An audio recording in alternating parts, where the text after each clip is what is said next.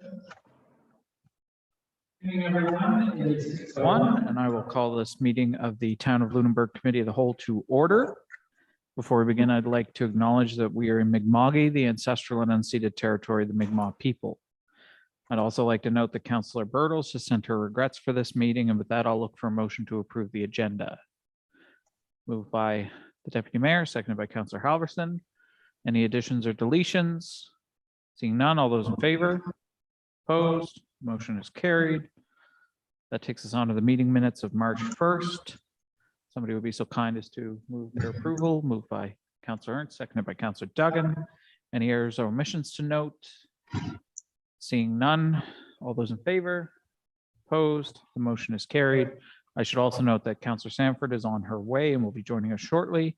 There are no public presentations nor business arising. That takes us on to new business. There is one item of new business, which is the review of the draft 2022-23 operating budget for the town. And I will turn it over to staff to present their report.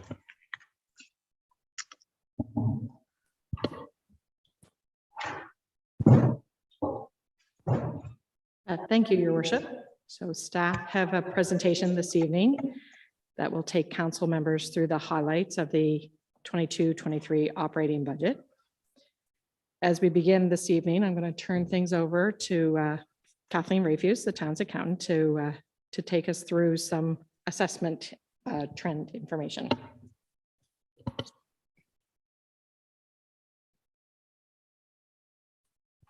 So we just wanted to give you a bit of an overview of the assessment trends that we were seeing in the assessment rolls this year. So the 2022 annual assessment is based on market value. And market value is the value which a willing seller would receive if the property were purchased by a willing buyer. And it's based on the January 1st of one prior year to the date of the assessment notice being mailed. It captures capital improvements and new construction through the building permit process. It's largely based on sales data, and assessment trends tend to be longer term and slow in developing. So this is not the value that you see in your assessment bill or the assessment that we bill you on if your property is capped. This is the actual value that assessment is saying that your property would sell for if you were to sell it on the open market. So if you, Heather, if you could advance the slide. You'll see a table that the market value assessment trends from 2018 to 2022. In 2018, you'll see that the residential assessment value is $236.6 million. In 2022, the value is $318.1 million. Year to year, so 2021 to 2022, the residential increase growth was 50 million in market assessment, or 18.8%. Over the 5-year term, the residential has increased 34.4%, and the residential has increased 34.4% and commercial has increased 14.7%. So that's just for you to get a picture of what the actual value of your assessment is within the town of Lunenburg.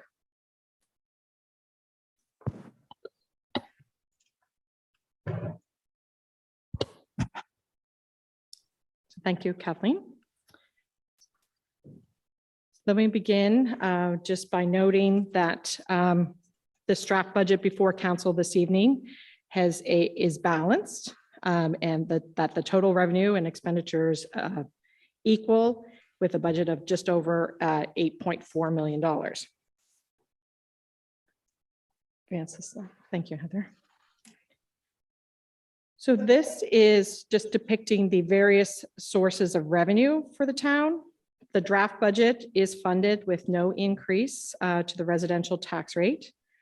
Commercial taxes have returned the 4-cent COVID reduction from the spring of 2020.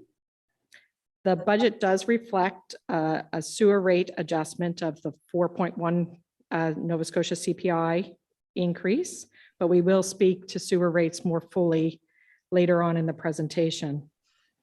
And just of note, under the other municipal revenue, Parking meter revenue is estimated to increase to its pre-COVID level. And transfer tax, which is set at 1.5%. There is the 1% for future capital projects is estimated at $250,000. And the 0.5%, which is used in general operations, is estimated at $140,000 for the upcoming year.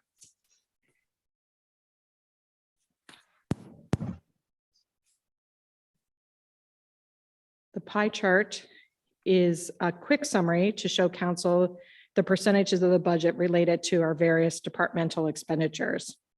Staff will be going into more detail as we move along the slides about each department budget. However, I just thought it was interesting to point out in this graph that education, which is just a collection on behalf of the province, is 15.7% of our overall budget. You can move to the next slide, Heather. Which leads us into unmandatory expenditures. For fiscal 22-23, our mandatory expenditures have increased by $192,000 or 10.3%, the majority of which is RCMP, and we will review that in greater detail when we get to the other protection budget. Thank you, Heather. So we begin our departmental overviews with the general government, which has a change of 28.8% or just over $173,000.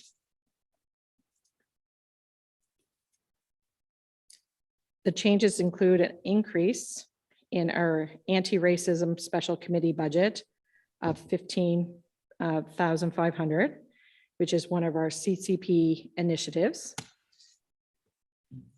At our last council meeting on March the 8th, council made a notice of motion regarding the low income tax exemption, which will support those taxpayers who are most likely to be impacted by the current inflationary costs that we all seem to be experiencing on our day-to-day items. Our legal costs have been consolidated in our general government budget, which does show an increase here. But overall, our legal costs have actually been reduced by $30,000. And the legal services will be monitored by the CAO's office. There is a $20,000 addition to provide HR supports that have been lacking within the organization. And we will continue our organizational review, our policy and bylaw review, and our performance indicator work with the carryover balances from the previous year.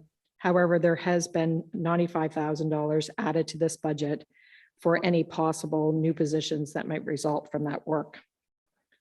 And lastly, as the search continues for our new CAO, there has been a modest increase in the salary range for that position, and there is budget included for a transitional overlap with the interim CAO.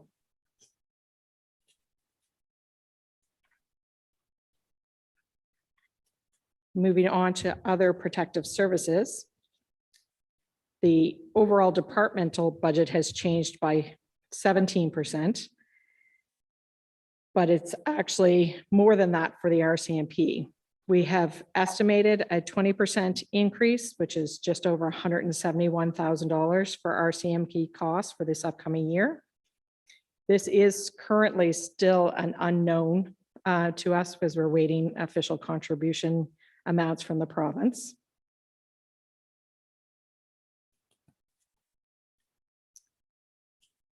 The next slide is related to fire protection, but that is a separate meeting with the Protective Services Committee. So that meeting is scheduled for March 24th, and that will be reviewed at that meeting.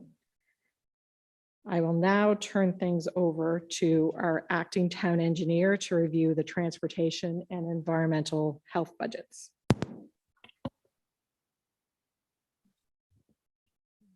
Okay, we are proposing a 13.7% increase to our transportation budget, totaling an additional $140,800.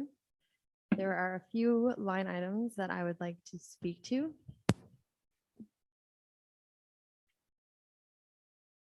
Just the next slide, Heather.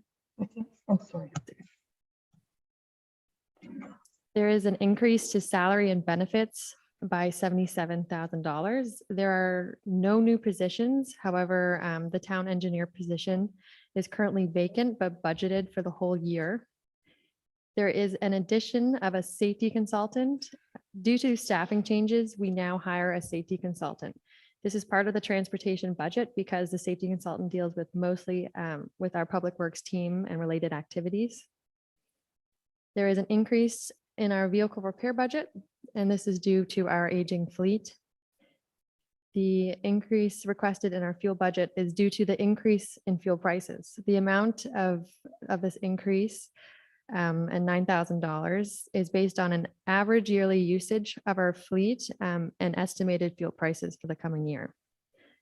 We are proposing an increase to our sidewalk repairs budget of $20,000 for a total of $55,000. This request is due to our aging infrastructure with several areas in town identified that require repairs. To give you an understanding of the amount or length of sidewalk that our public works team can replace with $55,000, it is approximately 220 squares of sidewalk. Each sidewalk square is 5 feet long. So this approximately equals 1,100 linear feet of sidewalk repairs.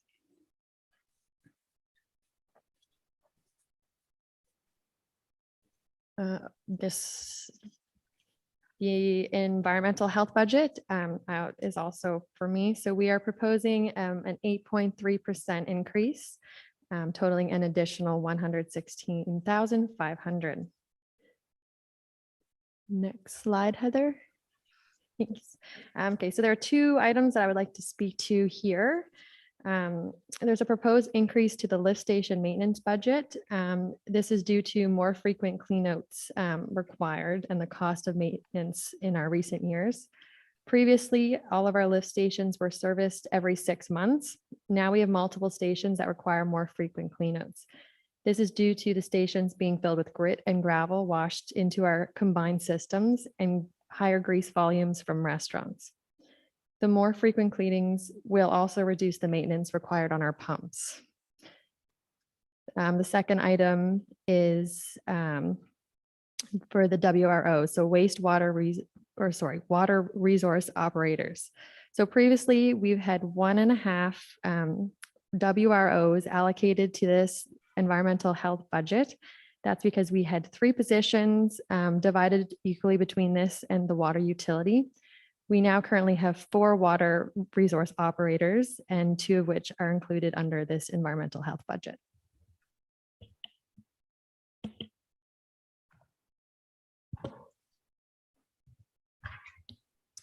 Thank you, Ms. Kendall. So our next departmental budget is under the environmental development. So this budget has a 4.7% increase or $30,000. Next slide, Heather.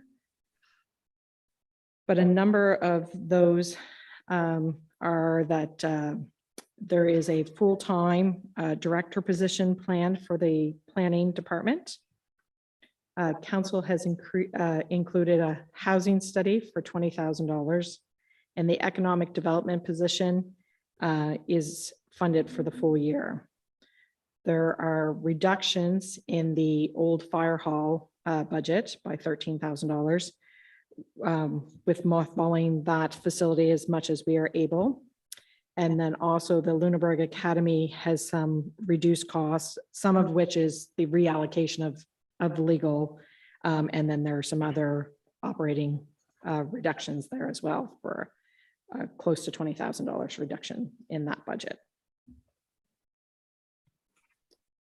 And Ms. Cunningham is going to speak to the recreation budget. So the summary of the recreation and culture budget has a 7% change, which is $55,900. Additions in this year's proposed budget is for the bandstand repairs, which is to repair the existing wooden retaining wall near the entrance of the bandstand. For the arena, it is repairs and maintenance. So a few highlights is there's $4,000 for accessibility upgrades, which just comes from the audits such as signage, stair visibility, handrails, etc., and as well to build an accessibility ramp to the ice surface during the off season. In addition, there's $3,300 for ice making efficiencies for the in-ice logos versus painting it by hand. For the auditorium repairs and maintenance, there's $2,000 in accessibility improvements from the audit, as well to rekey the facility and for flooring. For public celebrations, the increase is back to the pre-COVID budget.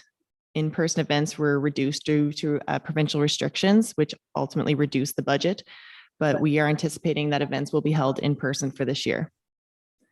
I'll also note that the fee schedule for this year has no proposed changes. This came from a cost comparison of local facilities, the financial impact of COVID-19 to our community, and to encourage physical activity after 2 years of restrictions and lockdowns. And in this year's recreation budget, which isn't on the slides, but also some funds were added to enhance sand at the playgrounds and the track surfaces. Another highlight included is to begin having an online registration program for recreation programs, which would increase programming capacity through the efficiency of participants registering through the online portal. And a final highlight, as we work to enhance our flag raising policy, we have increased our budget capacity to celebrate the numerous flag raisings we host in our community.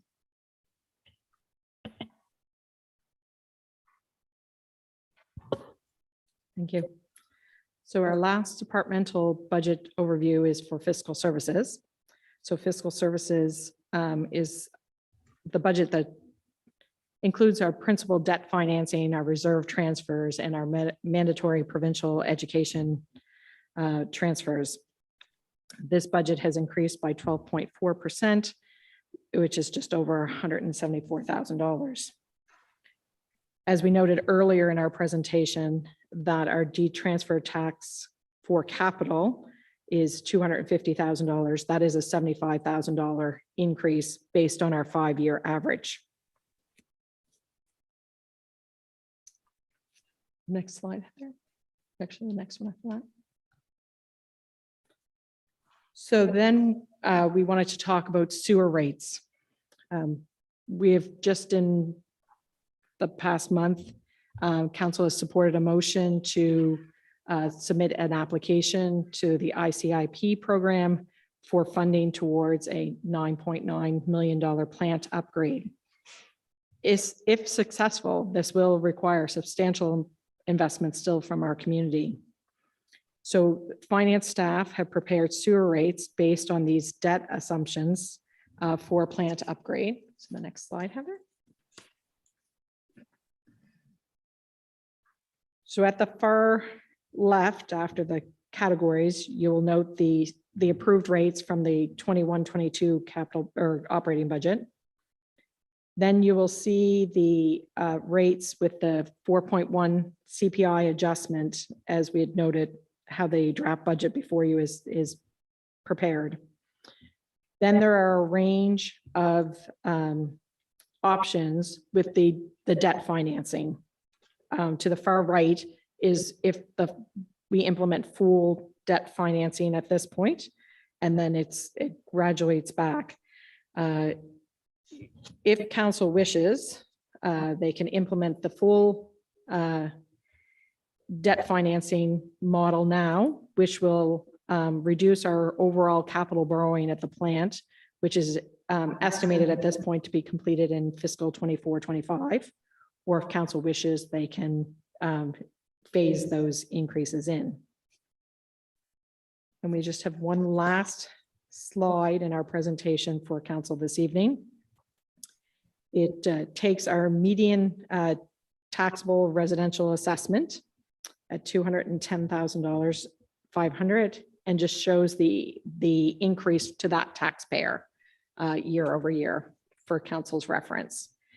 And I believe just before we wrap up, perhaps that the CAO has a few comments that he wanted to make. Thank you very much, Lisa.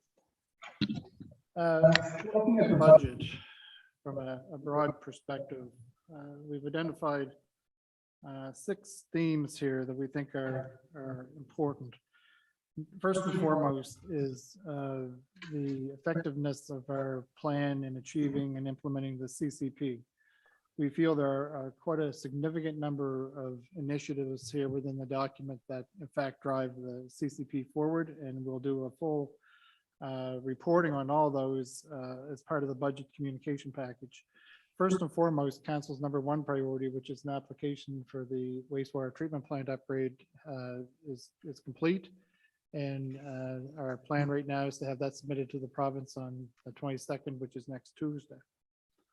The second theme is one we're calling Plan for the Future. I think there's a number of initiatives here that will in fact enhance our ability going forward to plan and implement better on behalf of the town. So we've got a number of initiatives such as the parking study. It's become known as a parking study. We'll find something better than that before this is all said and done. But you know, the pedestrian pathways into the town and the utilization of the urban framework to help move that forward. The GIS study for the underground infrastructure will dramatically help our ability to do the stormwater separation and a planned upgrade of streets and infrastructure.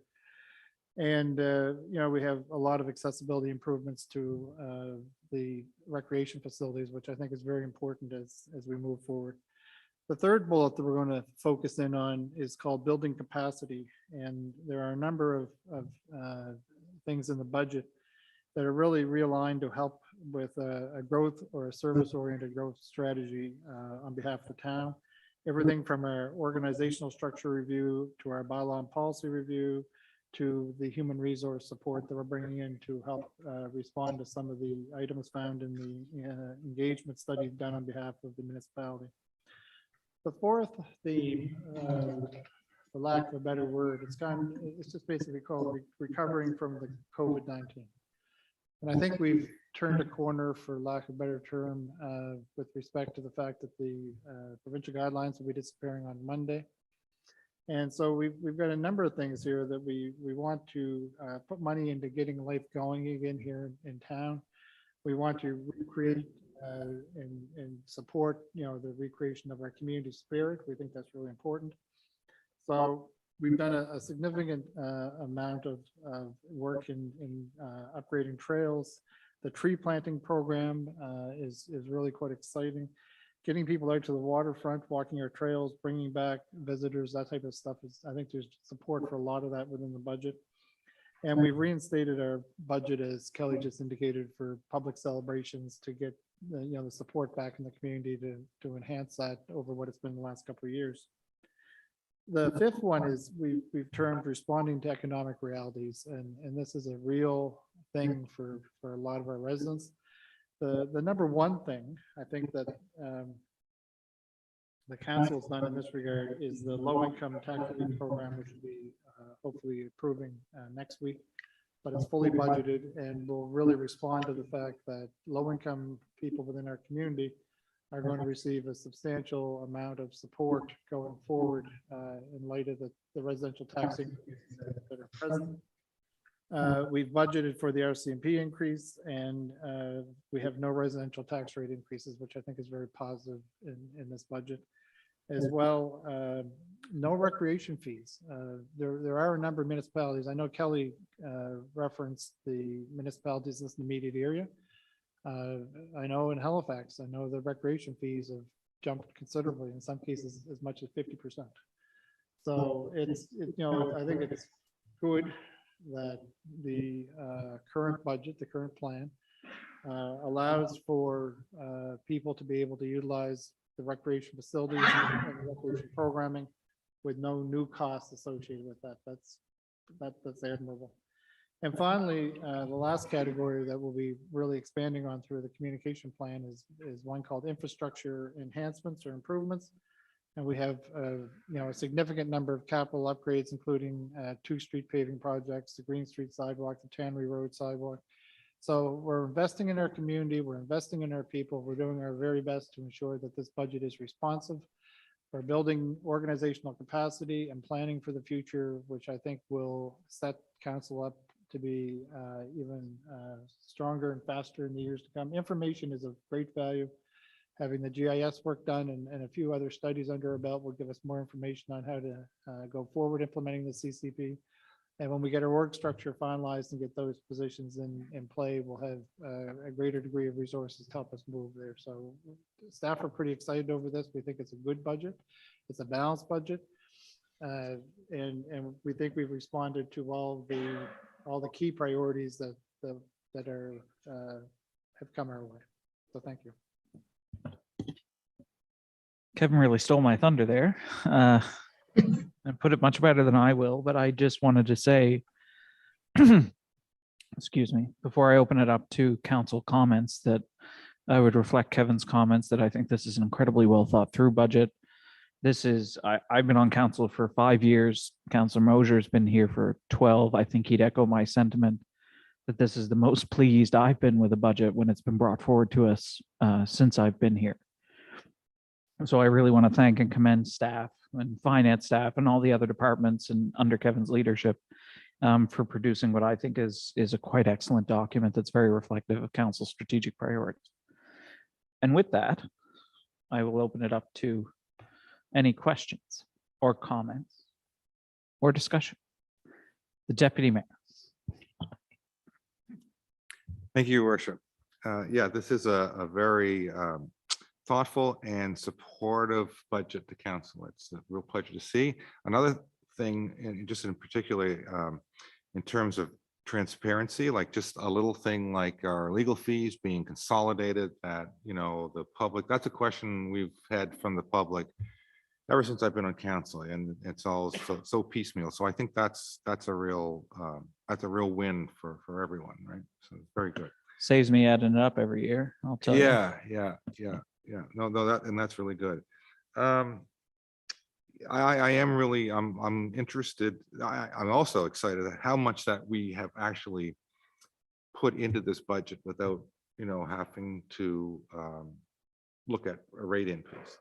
The only question I'll bring forward for debate and discussion later, I think, is that, you know, what the effect of today's borrowing is, you know, for tomorrow's cost, because the money we borrow today, we also, you know, it's going to cost us down the road. So should we consider a moderate increase, you know, to cover that over, you know, a 2 or 3 year period, as opposed to waiting until it's upon us and then having to grapple with that and perhaps take things out of the budget that, you know, some services that we become accustomed to having. And again, and also the wastewater treatment. I think that's another, you know, good, thoughtful discussion I'm looking forward to. Thank you, Deputy Mayor. You forgot the cemetery in your greatest hits album. Well, you know, this is the first year that actually I think someone actually heard me before.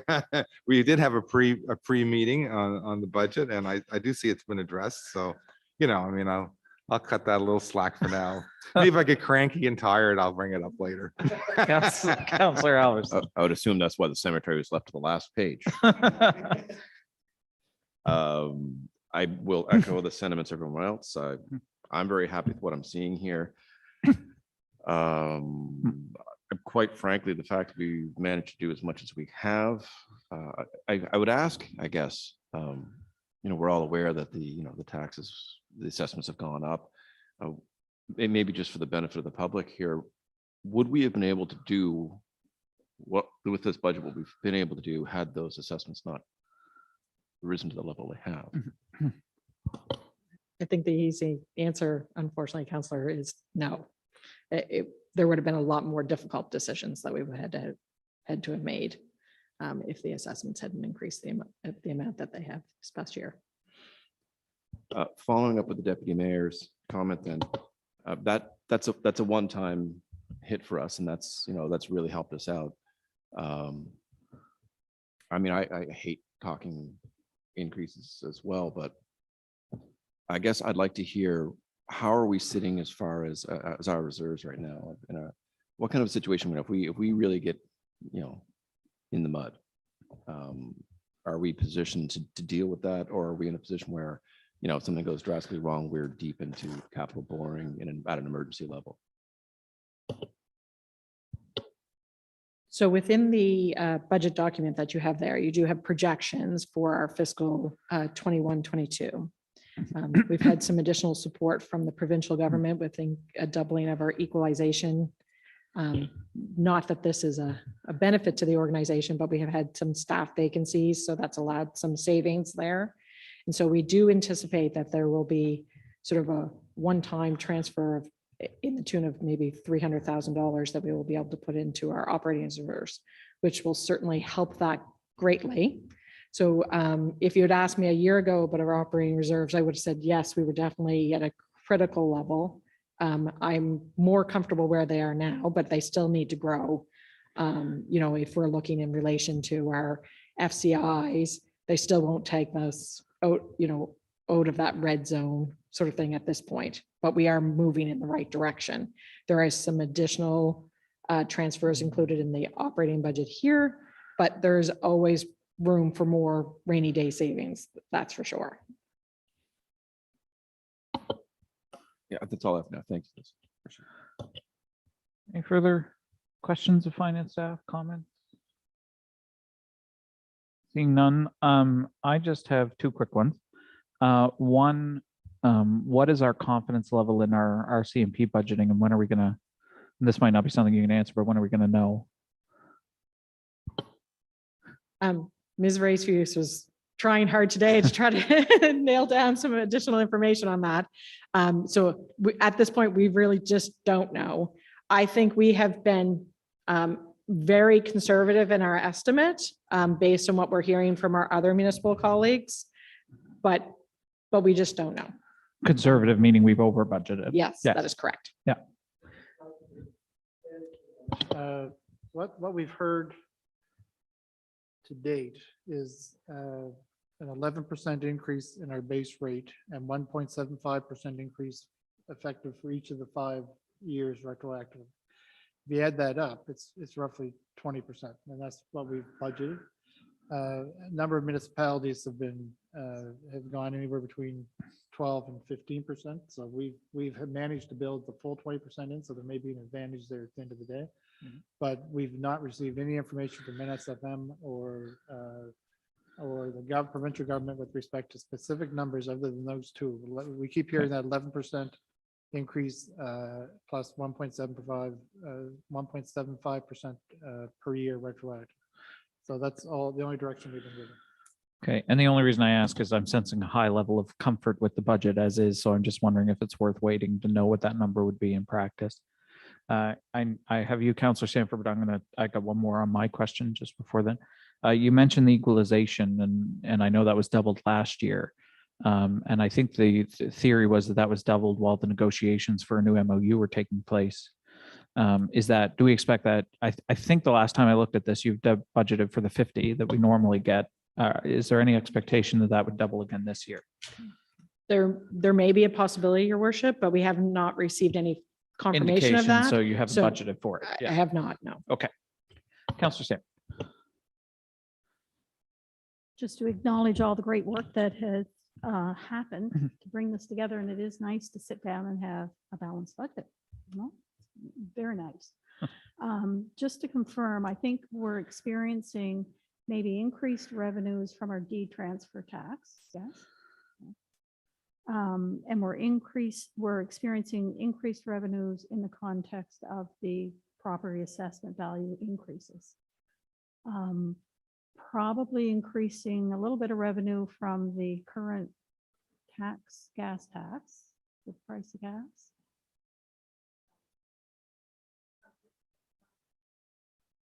Okay.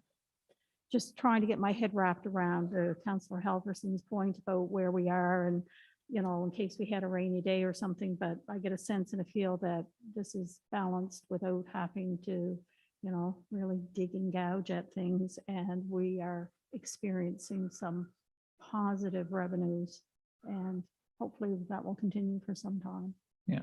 Thank you. I think it's also worth noting the meter revenue, I believe, is also up with the bylaw enforcement, correct? So the last 2 years have been difficult in the parking meter revenue. Yeah. And, we've had little enforcement, little tourism activity due to Yeah. COVID. But we have, having the increased presence obviously impacts that in a positive way. And we have budgeted at the same level of revenue that we would have had in the summer pre-COVID. Or pre-COVID. All right, any further comments or discussion? Yeah, Perhaps Naomi. one, your worship, just because I don't think I answered the deputy mayor's question about debt financing. So I just wanted to turn your attention to the pack in the fiscal services on page 55. That it does note the cost of what our capital borrowing would be aside from our sewer borrowing in today's sort of revenue numbers. So that borrowing that we have included in our capital budget does reflect like 3.73 cents on the tax rate in an upcoming year. So I just, because I did, yeah, 3 1/4, 3/4, yeah. If I may, it's kind of hard to look at this just in isolation of 1 year because every year it falls off. Sorry, You can make Ms. your Rayfuse, can you mouse. just speak into the mic? Not so much for our benefit, but for the viewers watching online. When you look at debt, you actually have to look at a huge long table because when you're looking at it, every year we're paying some off and every year we could add some on or we may not add any. So you kind of have to look at this whole great big picture to get a real true answer to what Councillor Mosher is or Deputy Mayor Mosher is asking. Yeah, and that was always a question, like, do we have any major payoffs, like, anything major dropping off? And we haven't really, I know I didn't ask this year because usually it's, no, we don't have anything for a while yet. No, either one of us could answer this, but no, there aren't some major borrowings dropping off.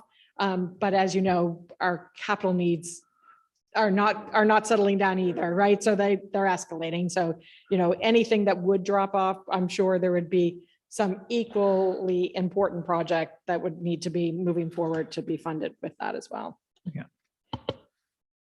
Councillor Halverson? I guess just to maybe put the cherry on the top of this. So we're dancing around the sewer treatment plant. We know that's the largest expenditure we've got coming. Where is that going to put us in our borrowing ratio? By the time, I think we've talked about this before, but with this budget, where are we at? So at this point, I've costed that out without like the borrowing percentage without that wastewater treatment plan borrowing, because that's at least 3 years away before we actually get there. And your revenue from each of those years impacts that. So our borrowing will be just under 10% with what we have in the capital budget, excluding the wastewater treatment plan. But we do have those number of years that are dropping off, and it depends on what the sewer rates are changed to that impact that. So I can't definitively tell you what that is, but it is all designed to keep us within the overall limits of the province for debt ratios. Okay, so unless somebody has anything they'd like to change, I'm sensing we're good. Gonna take a whack at the cemetery? Well, the only thing that we would have to change is, how we deal with the sewer rate. That would No, be- that's what I was coming to next. I Yeah, meant in okay, the yeah. overall operating budget. No, that has to be dealt with, Yeah. yes. So, everybody good on the operating budget? Okay. And are staff comfortable with us recommending this to council coming out of this meeting? If council wishes to do that, that would be. So fine. we'll wait until the sewer rates are done and then we'll make the, One more question regarding yeah. this then. So basically what we're saying, if we wanted to somehow absorb some of next year's impact of today's borrowing, we'd have to adjust the tax rate then to accommodate that in this budget. That is correct. So I guess that would be my question to council. I mean, do we want to consider, so you said 3 3/4?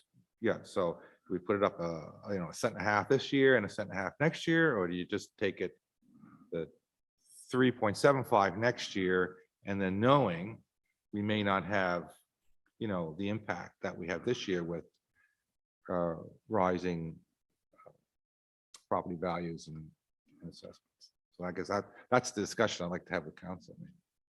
okay. Councillor Howard?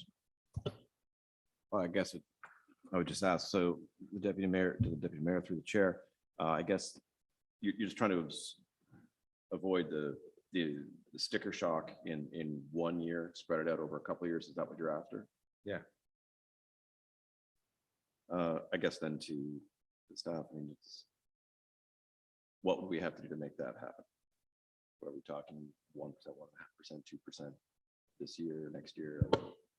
It wouldn't be a percent. Sorry, So sorry. it- so it would, yeah. So I mean, it can be whatever number you want, depending on how you want to do it. If you want to split it evenly in half, or if you just want to round it down to the 3 cents and split that in half, it's whatever council wishes to put that in there. What would happen would be if you were to include a rate increase, that money would be put in reserve until the following year when that debt came on, and then it would come out of the reserve to fund it rather than having to increase that full amount in the rate next year.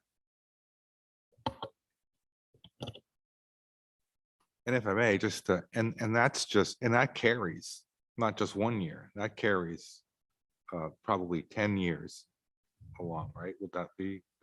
But the rate increase? Yeah. Well, once the rate increase there, unless council chooses to decrease it, Right. it carries on. That yes. carries on. And that's why I also, so it's so important to mitigate borrowing whenever we can, right? That's why I'm always beating that drum, because this is not just a cost that we inhibit in 1 year. It's a cost that continually, until that debt's paid off, is with us.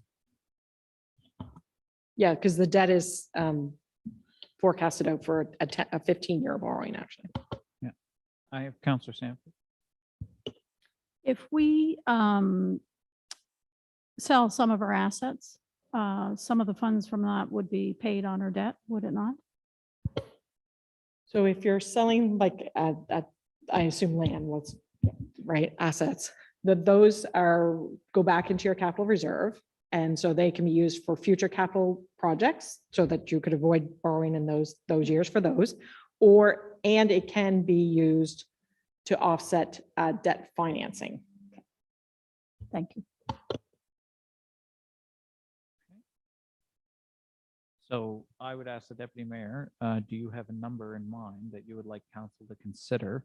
And then we can do a once go around to see where councilors' heads are at. Well, I consider, yeah, I'd say half this year and then half next year. So whatever that number would equate to. At least on my.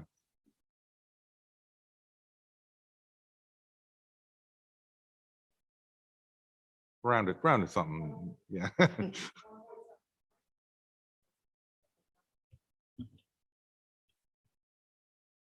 Yeah. So 1.75 cents. Okay, just do a quick go around the room. Counselor Halverson? Anybody can say pass. if they need Yeah, some we're time. not voting this tonight. I'd like to have the conversation about this at council, I think. Well, this would be the place to have a Yeah. conversation before we recommend to council. I know. Not that we have to finish it all this, we don't have to Yeah. decide tonight, but I guess to Councilor Sanford's point, we have, we're taking great pains, and staff is doing a lot of work to prepare these properties for sale. And,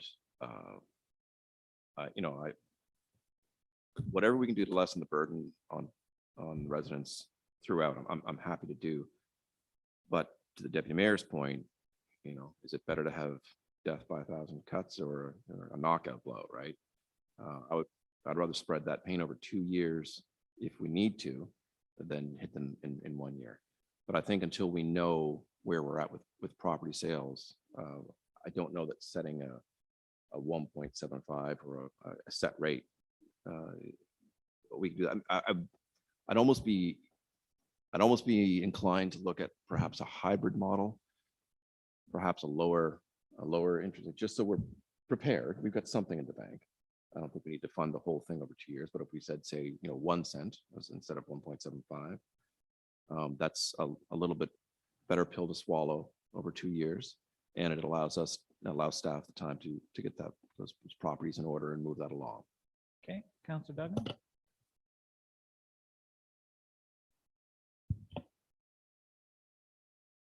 I don't want to see an increase this year. Okay, Counselor Ernst? I'm reluctant to as well at this time, especially as we're looking at disposal of some assets to Councillor Sanford's point. I'd like to see where we go with that. And, I've certainly been, beating the drum that we can't keep blaming everything on COVID, but I think as we're taking this time now to step forward into the new normal, it's still going to, the ripple effect is still going to be there for a lot of people, I think, for some time. So I'd be reluctant to add any extra to that at this point. Councillor Sanford. I sometimes think that our conversations are a little bit about shock and awe. And I think it's presumptuous to think that it's got to be shock and awe. So I think that as with the budget that came to the table, I think this is great and it's balanced. I think that we have some mechanisms in place through our deed transfer tax, through the increase in the property assessments. I think that, and through the disposal of some of the assets that we have the opportunity to pay down some debt or to reduce or defer some borrowing, which is what we're all getting at. So we don't have to do the shock and awe. We can actually figure this out. So it's not that I'm opposed to increasing the taxes in a given year. This year, I would be opposed to it. I would be perhaps in favor of it next year. But this year, what I'm thinking is people already faced an increase last year. We've got people, a lot of people have purchased homes here who have just paid deed transfer taxes, which are extremely high, on top of the expenses of buying a property. And then all of the residents are faced with increase in assessment values, which is why we've responded with the low income commitment that we've made. So I think this year, maybe we need to stop and let people catch their breath just for this year, and then come back at it again next year. And I don't think it's going to set us far back, or I don't think it's going to be a big shock next year. I think that we can put our heads together and utilize the mechanisms that we have in place to make sure that that doesn't happen. Thank you. Okay. You win some, you lose some.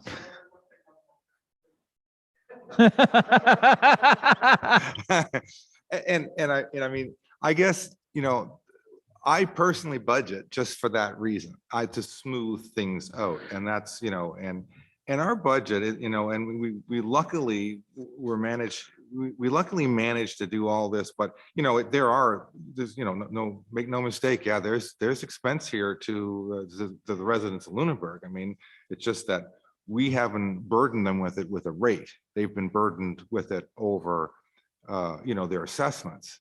But at the same token, we've spent all that money and it's gone. And that 3.75 cents or whatever it is, close to that, that's going to be a real number next year that we're going to have to grapple with.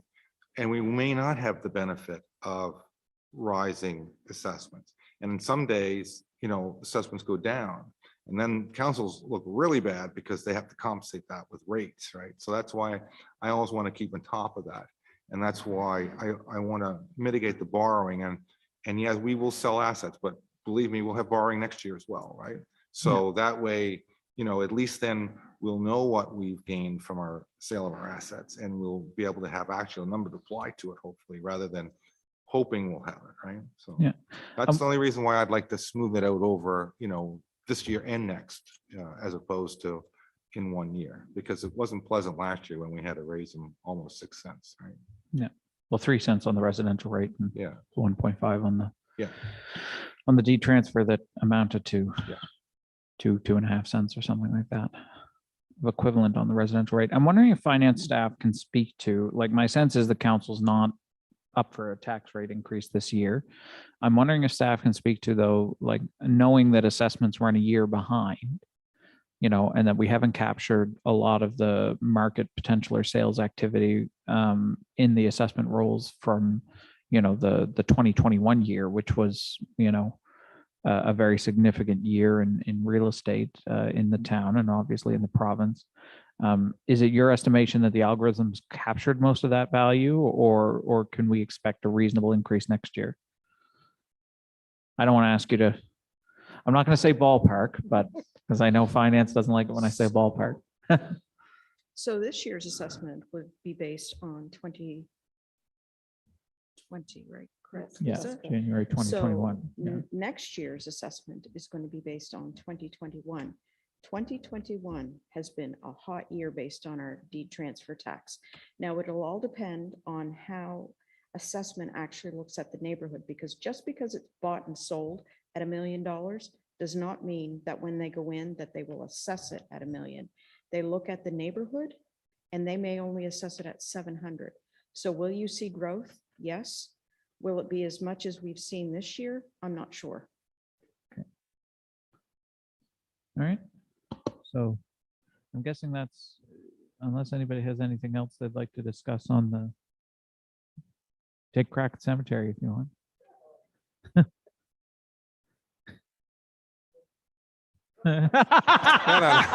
Yeah, I didn't get that one, so I'll go to the next one. No. No, no, I just would like, I mean, we had that discussion earlier and I'd just like to know, I know there was like a $50,000 odd transfer and it's down to 20. And I'd just like to know where you came with to that, Lisa, in the cemetery budget. Just, because, you know, well done, right? I'm just curious of how you came to that number, right? I was like, what? Okay, no, I understand what you're asking me. Yeah. Deputy Mayor. So there was a request from Public Works about the mowing contract at the cemetery. After our initial discussions around the budget, we did decide that we would go out again for a public procurement process to see if we could get a better rate.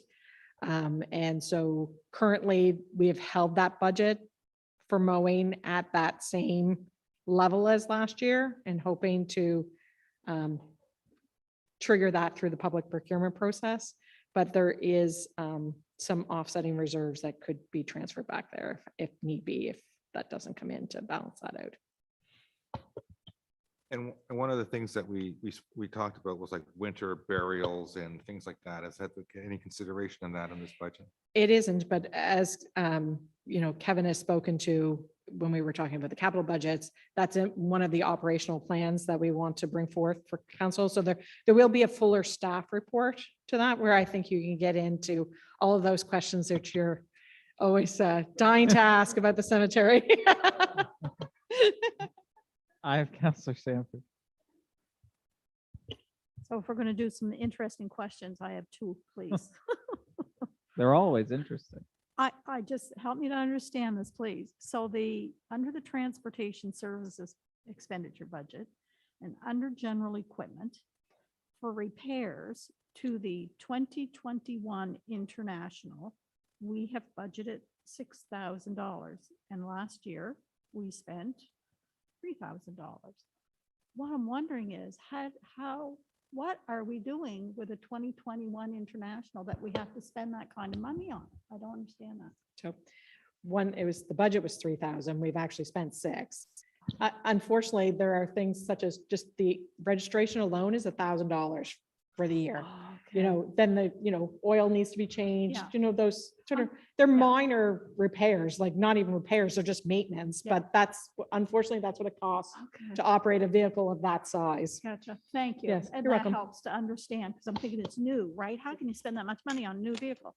Anyhow, then I just have one question. I was looking at the, under the environmental health services expenditures, and I was looking at the sewage treatment plant, my favorite. And I'm looking at the electricity and I'm thinking, holy lift, and we spend a lot of money on electricity at the sewage treatment plant. Anyhow, what I was thinking was, have we had any conversations or thoughts about solar panels down there? Like on the roof or something to do something around green energy? Well, we can, yes. I think too, that it's some to do with the processes that are currently in place, you know, and with the upgrades. I think that all has to be part of that fuller plant upgrade, because it does change the technology quite extensively. And so this is the cost that it costs to run the plant that we currently have today, but the technology in our new plant is quite different. Yeah. I don't know if this can speak more to that, but. So actually, before I started here, the staff had started a solar garden feasibility study, and actually it's just wrapping up now. And that was for solar panels at both our water treatment and our wastewater treatment plant. So at this point with the feasibility study has like proposed design layouts, and then also sort of a costing analysis of how much, we can make, save. So that report we should have in very soon. And so, yeah, that'll be really interesting. So we, it's very much in the planning stage, but it's being considered. Okay, And thank correct you me if both. I'm, sorry, Thank you. Councilor Sanford, correct me if I'm wrong, finance staff, but that's mostly a paper cost because we essentially pay for ourselves to the utility, correct? It It is and it isn't. Yeah, and I know, was like, it's I- not really just paper, but yes, but we do pay, we do pay it to our own utility. Yeah. So the profit for the cost that it costs to buy our power versus what we sell it in that commercial rate all comes back to the taxpayers again through the electric utilities. But it can be, every counselor asks that question when they first get on council. I think that's all right. So before we go to the sewer rates, I just want to offer, we're going once, going twice for anybody who has anything on the operating budget, or we're all satisfied with it. Councilor Sanford? Just one last comment. I go back to the conversation somewhere along the line that where Kevin had suggested about creating a plan. And I really think that's a great idea for us to plan around the taxes and incremental increases over time. So I think maybe that's something that we want to spend some time looking at. Just, Meaning a multi-year operational Yes, plan. I yes. think that was, Yep. yeah, thank you. Not this year. no. We'll have to do the plan this year for it to be ready for next year. Yeah. So Lisa, do you need to know the sewer rates before we would recommend this to council, or is that a separate? Would that be part of the package? I don't need to know them before you recommend. If you want to recommend the operating budget, you can. I guess Okay. the only thing is that if it goes to council and you want to approve it, the sewer rates should be part of that Yeah. No, motion. So Okay, so can I get, let's just do the sewer rates and then do it all. Yeah, and also this, the protective services side there, that's not confirmed yet. I mean, because we have to collaborate with districts 1 and 2 with that. right? Yes, exactly. So you can recommend this to council, but I mean, to have the fuller thing, it won't be on council next week. It would be in a Yeah, council meeting in April the 12th. And pending, we can make a recommendation pending. And council could just decide to do whatever you wish at that point. Yeah, Yes. at that point. Okay, sewer rates. Is there a staff recommendation?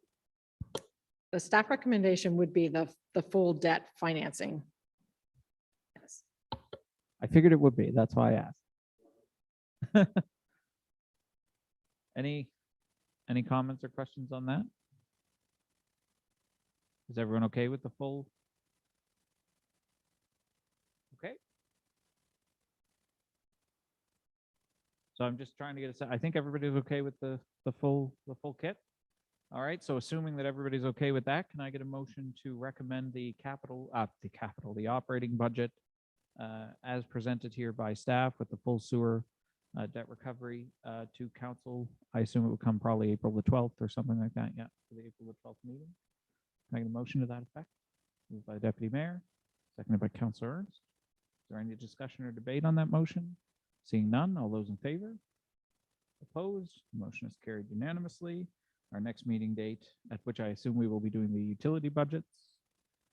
Yes? Will be, we're cranking through them so fast, it's hard to keep track. Will be April the 5th at 6